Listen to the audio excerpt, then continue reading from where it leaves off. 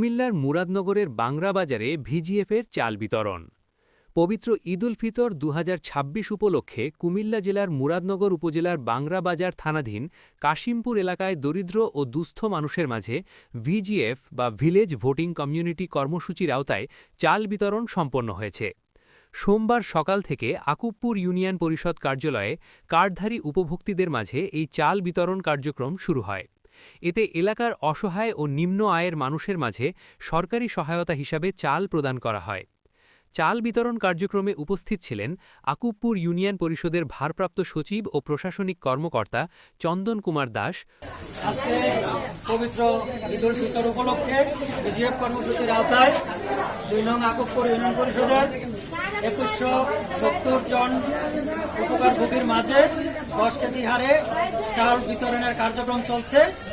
সকাল ৮টা থেকে আমরা এই চাল বিতরণের কার্যক্রম শুরু করি এবং শুরু থেকে এই পর্যন্ত খুব সুন্দর সুষ্ঠুভাবে সুশৃঙ্খলভাবে চাল বিতরণের কার্যক্রম একদম শেষ পর্যায়ে আছে।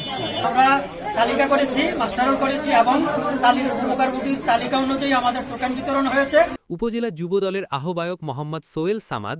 আমরা 10 কেজি করে চাল বিতরণ করতেছি, সচিবরাও আছে আমাদের সাথে এবং মেম্বাররা আছেন এবং আমাদের বিএনপির নেতৃবৃন্দকে সাথে নিয়ে আমরা সুন্দরভাবে চাল বিতরণ করেছি।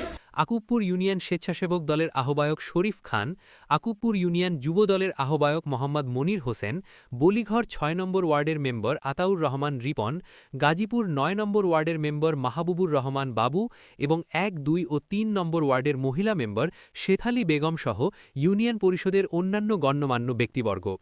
এ সময় চাল গ্রহণকারী কয়েকজন উপভোক্তার সাথে কথা বললে তারা জানান, নিয়ম অনুযায়ী বালতিতে মেপে ও মিটারে ওজন করে সঠিকভাবে চাল বিতরণ করা হচ্ছে।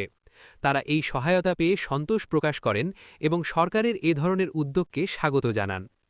ঈদকে সামনে রেখে সরকারের এই মানবিক সহায়তা কর্মসূচি দরিদ্র মানুষের মাঝে স্বস্তি এনে দিয়েছে বলে স্থানীয়রা জানান।